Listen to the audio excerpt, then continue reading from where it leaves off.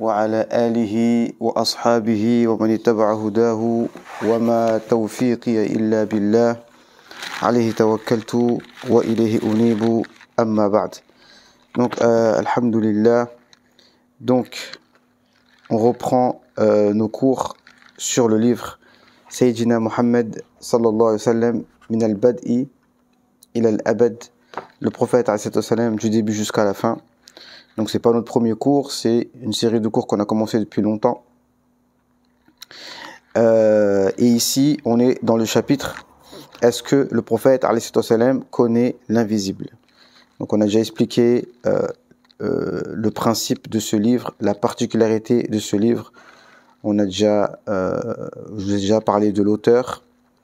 Donc je vous invite à suivre les anciennes vidéos et ils sont sur la playlist Sayyidina Muhammad, donc l'alpha et l'oméga. Donc vous pourrez suivre les cours dès le début là-bas. Et les derniers cours, vous aurez du mal à les trouver parce que ils sont dans les vidéos qui sont mélangées. En fait, c'est les cours du vendredi. Des fois, il y a donc le dernier cours, il date du 30 août et celui d'avant, il datait du 16 août. D'accord, 30 août, 16 août. D'accord, c'est dedans que vous allez trouver les derniers. Donc ici, on est dans les preuves du Coran, les preuves selon le Coran que le prophète alayhi salam connaît l'invisible. Et on était arrivé au verset, le verset qui dit وَعَلَّمَكَ مَا لَمْ تَكُنْ تَعْلَمْ وَكَانَ فَضْلُ اللَّهِ عَلَيْكَ عَظِيمًا. Donc le verset dans la sourate 4, le verset combien? Je sais pas. Sourate 4, naam. وَكَانَ فَضْلُ اللَّهِ عَلَيْكَ عَظِيمًا. Non. Ici, donc, pour terminer, on avait dit quoi? Donc, on avait cité le hadith rapporté par Tirmidhi, dans lequel le prophète avait fait un rêve, et dans ce rêve-là, il a rêvé que Allah subhanahu wa ta'ala, c'est un rêve bien sûr, donc ce n'est pas à prendre au sens apparent, mais que Allah subhanahu wa ta'ala l'a touché sur sa poitrine ou sur son épaule. Fatajalla li kullu shay'in wa araft. Et toute chose m'est apparue clairement et j'ai su toute chose. Donc à partir de ce moment-là, le prophète a su toute chose, rapporté par Tirmidhi. Ce hadith, comme il est, on le prend comme il est et on y croit, même si en apparence c'est de l'anthropomorphisme fois 1000, d'accord? Mais c'est-à-dire ce n'est pas les termes qui posent problème, c'est ce qu'on va en comprendre. Ici, Inch'Allah Ta'ala, on va essayer de traiter deux versets en plus. Donc c'est le 7e et le 8e parmi les preuves du Coran que le Cheikh Khuldoun, Hafizahullah, wa wafaqahullah, nous a cité. Donc le 7e c'est Inna nahnu nuhyil mauta wa naktubu ma qaddamu wa atharahum. Mais avant ça, il y avait une dernière phrase, je pense qu'on n'avait pas dite, donc par rapport à ce verset. Ici, je vais vous dire le verset. Donc, sourate 4, verset 105. Sourate 4, verset 105. وَأَنزَلَ اللَّهُ عَلَيْكَ الْكِتَابَ وَالْحِكْمَةَ وَعَلَّمَكَ مَا لَمْ تَكُنْ تَعْلَمْ وَكَانَ فَضْلُ اللَّهِ عَلَيْكَ عَظِيمًا. Donc, c'est de ça qu'on avait parlé la dernière fois. Donc, sourate 4, verset 105. Donc, je vous invite à voir le cours précédent. Si j'y pense, je vous mettrai en description le dars précédent. Allez, on y va. Et donc ici, je pense qu'on n'avait pas lu cette phrase. Donc ce qu'on peut comprendre de ce verset, Anna Allah subhanahu allama nabiyahu sallallahu alayhi wa sallam min ghayri wasita. C'est que Allah azza wa jal a enseigné au prophète alayhi wa sallam sans intermédiaire de Sayyidina Jibril ni autre. كما أتاه القرآن في حال روحانيته من غير واسطة. Au même titre qu'il a reçu alayhi wa sallam le Coran dans son état spirituel sans intermédiaire.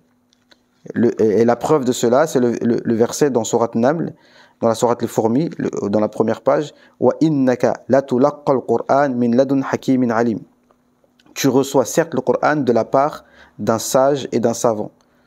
Direct. Min ladun. Quand on entend min ladun, ça veut dire que c'est sans intermédiaire. Comme dans sourate la caverne, wa allamnahu min ladunna ilma. نعم وكما علمه في مقام قاب قوسين من غير واسطة. Au même titre qu'Allah Azza wa Jalla lui a enseigné dans le stade de qaba qawsayn, c'est-à-dire la distance d'un tir d'arc ou de 2 tirs d'arc. Bien entendu, ce n'est pas une distance géographique entre nous et Allah Azza wa Jalla, mais c'est une proximité honorifique. Et à cet endroit-là, Allah Azza wa Jalla a enseigné à son prophète des choses. Fa'awha ila abdihi ma awha. Il a enseigné à son serviteur ce qu'il a enseigné. وهذا فيه من التعظيم للنبي صلى الله عليه وسلم ما لا تحويه عبارة. Et là, il y a une révérence envers le prophète qui est indescriptible. نعم. فعلمه ربه بغير واسطة علم الأولين والآخرين. Donc Allah Azza wa Jalla lui a enseigné sans intermédiaire la science des premiers et des derniers. يعلم الأكوان ما أراده الله منها. يعلم الأكوان. Donc, et le prophète a enseigné à tous les univers ce que Allah veut de eux.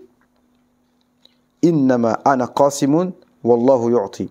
Car le prophète dit, je suis celui qui partage, mais c'est Allah qui donne. D'accord? Donc il n'y a pas de shirk dans tout ça, c'est Allah qui donne. Mais le prophète est là juste pour partager.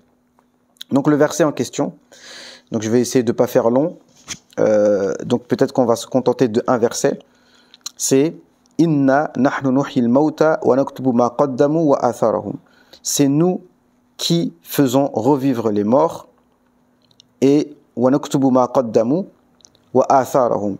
Et on écrit ce qu'ils ont fait comme œuvre et l'effet de leurs œuvres après leur mort aussi. Wa kullu shay'in ahsaynahu fi imamin mubin. Et toute chose nous l'avons décompté dans un livre, un imam clair et explicite. Wa qawluhu ta'ala ma farratna fil kitabi min shay. Et Allah Azza wa Jalla dit dans le Coran, nous avons rien omis dans le livre. Wa fihi ishara ila anna an-nabi sallallahu alayhi wa sallam qad ullima kullu shay'in bi nass hadhihi al-aya. Ici, il y a une preuve que le prophète a reçu l'enseignement de toutes choses par ce verset. La preuve est dans ce verset. فلما سئلت سيدتنا عائشة رضي الله عنها عن النبي صلى الله عليه وسلم قالت كان خلقه القرآن. Lorsqu'on a enseigné notre mère Sayyidina Aïcha sur le prophète elle a dit son comportement était le Coran. فهو صلى الله عليه وسلم القرآن المنظور الحامل للقرآن المسطور المبين له.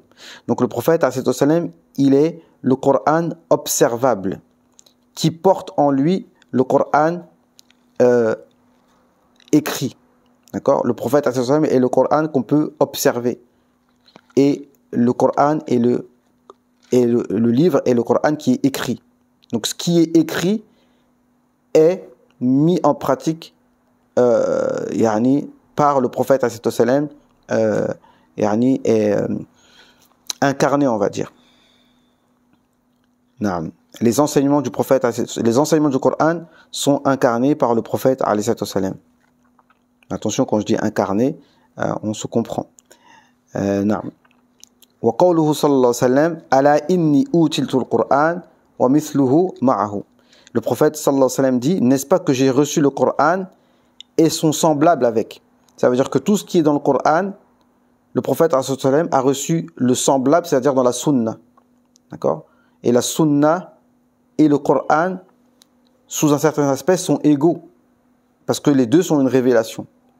La sunna du prophète, c'est une révélation tout autant que le Coran. Naam. Sauf que le Coran est une preuve plus prioritaire par rapport aux preuves de la sunna, comme vous le savez. وَكَمَا هُوَ مَعْلُومٌ فَالْقُرْآنِ فِيهِ مَا كَانَ وَمَا سَيَكُونَ. Et comme on le sait, dans le Coran, il y a toutes les informations du passé et les informations du futur. il y a fihi naba'u ma qablakum wa khabaru ma ba'dakum. Il y a des informations de tout ce qui s'est passé et aussi des prédictions de tout ce qui va se passer. Donc s'il y a ça dans le Coran, il y a ça aussi dans la Sunna et dans le prophète alayhi salam. C'est ça qu'il veut dire. C'est basé sur des tafsirs. وكما هو معلوم فالقرآن فيه ما كان وما سيكون والنبي صلى الله عليه وسلم قد أحاط به وعلمه. Et le prophète alayhi salam aussi connaît toutes choses, comme on l'a dit précédemment. فَتَجَلَّى لِي كُلُّ شَيْءٍ وَعَرَفْتُ. Toute chose m'est apparue et j'ai su toute chose. فَإِذَا جَمَعْنَا بَيْنَ الْآيَةِ وَالْحَدِيثِ سَيَظْهَرْ لَنَا شَيْءٌ مِنْ عِلْمِ النَّبِي صلى الله عليه وسلم. Et donc si on réunit le verset avec le hadith précédent, eh bien on va savoir quelle était la science du prophète alayhi salam. وَهَذَا مَا أَشَارَ إِلَيْهِ إِسْمَعِيلُ حَقِّي حيث قال وَاعْلَمْ أَنَّ قَلْبَ الْإِنسَانِ الْكَامِلِ إِمَامٌ مُبِينٌ. Et donc ici, un cheikh qui s'appelle Cheikh Ismail Haqqi a dit que la science, وَاعْلَمْ أَنَّ قَلْبَ الْإِنسَانِ, le cœur d'un humain complet. D'accord, quand on dit un humain complet, ça peut même être autre qu'un prophète. قَدْ يَكُونُ وَلِيًّا فَمَا بَالُكَ بِالنَّبِيِّ عَلَيْهِ الصَّلَاةُ وَالسَّلَامُ. إِمَامٌ مُبِينٌ وَلَوْحٌ إِلَهِ. Donc c'est le cœur d'un humain complet, parfait, entre guillemets. Eh bien, c'est lui le imam mubin. Imam, imam, c'est-à-dire, comme vous savez, un guide, et c'est une preuve claire. Le mot imam, il a beaucoup de sens.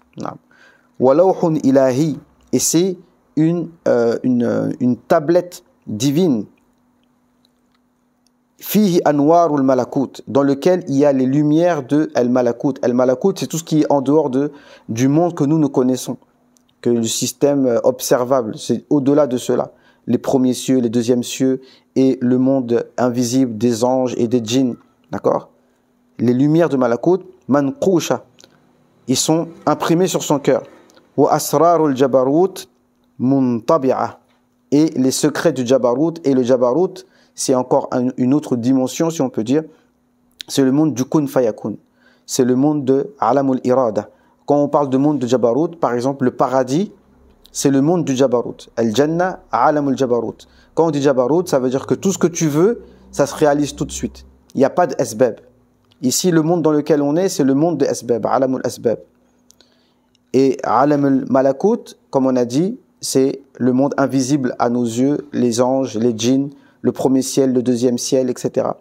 Et alamul jabarut, c'est le monde de kun fayakun. Il n'y a pas de asbab. C'est le monde où il n'y a pas de asbab. Et même ce monde-là, il est imprimé dans leur cœur. Donc on va s'arrêter là. D'accord? Donc alhamdulillah. Donc ça c'est une preuve, parmi les preuves que le prophète ﷺ connaît l'invisible. On a cité ce verset dans Surat Yasin, le verset 12 dans Surat Yasin, et avec les tafsirs des ulama qui nous disent que Al-Imam al-Mubin, c'est le cœur d'un croyant, et quand on dit insan kamil, ça veut dire, comme il dit alayhi salam, kamula min ar-rijal kathir. Kamula min ar-rijal kathir. Il y a beaucoup d'hommes, de masculins, qui ont atteint le niveau de kamel, de la perfection entre guillemets. Walam yakmul min an-nisa illa arba'a. Et parmi les femmes, il y en a que 4 qui ont atteint le niveau de kamel. Sayyidina Maryam, notre mère Asiya, Fatima anha, et aussi notre mère Aïcha qui est citée. Khadija, non. وسيدنا مريم أربعة من الرجال. سيدنا مريم سيدة مريم والسيدة خديجة والسيدة فاطمة والسيدة آسيا زوجة آسيا خديجة أيضا. أيوة السيدة خديجة. تمام. ولكن وذكر سيدنا عائشة هم أربعة. نعم، ولكن قال وعائشة بين النساء كالثريد في سائر الطعام. c'est comme si il a جبر خاطرها يعني. نعم. Il dit notre mère Aïcha, elle est par rapport aux femmes comme le tharid pour toutes les nourritures. C'est-à-dire le tharid, c'est la meilleure nourriture, c'est du pain avec de la viande, d'accord, le plat préféré des Arabes à l'époque. Elle a dit Sayyidina Aïcha, elle est comme ça. Mais tout ça, pour dire qu'elle a peut-être pas atteint le niveau du camel, mais en tout cas, elle est parmi les meilleures des femmes. Naam. Donc voilà, alhamdoulilah. Je fais pas très long, parce qu'en même temps, j'enregistre avec une meilleure qualité, avec une autre caméra. On va voir ce que ça donne. Alors, je vais voir s'il y a des gens qui sont en direct, pour voir si vous avez des questions. Ça fait hyper longtemps qu'on ne s'est pas vu. Alors, je vais voir, voilà, je vais voir par ici. Salam alaikum, la famille. Ça fait longtemps, hein? Inch'Allah. Alors, si vous avez des questions, allez-y. Naam. Bismillah.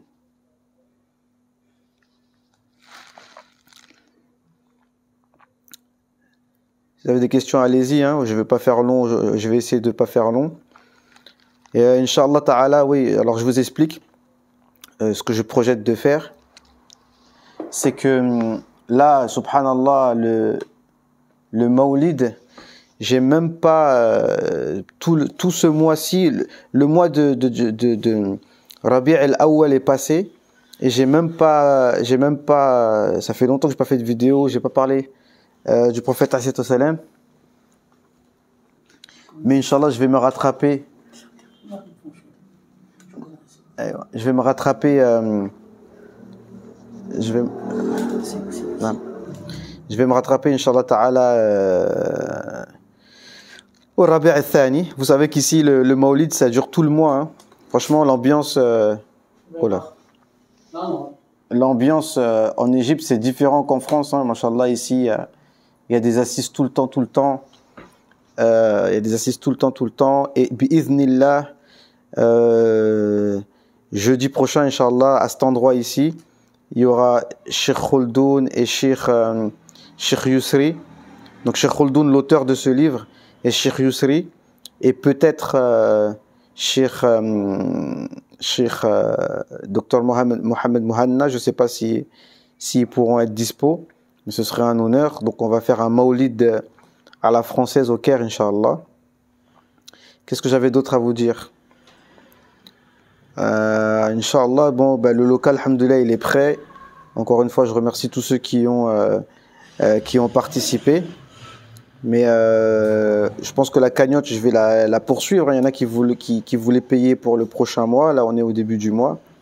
Et puis, plus on récolte, mieux c'est. Hein, parce que, voilà, pour investir dans tout ce qu'il y a à investir, en même temps, on essaye de prendre des choses de qualité, pour pouvoir bien travailler dans des bonnes conditions. J'ai demandé que 5000 parce que j'ai demandé ce qui était en ma capacité. Mais si on peut avoir plus, eh ben c'est toujours tant mieux. Alors, la discussion est ouverte. Hein, si vous avez des questions, les frères, allez-y. Naam, barakallahu fikum.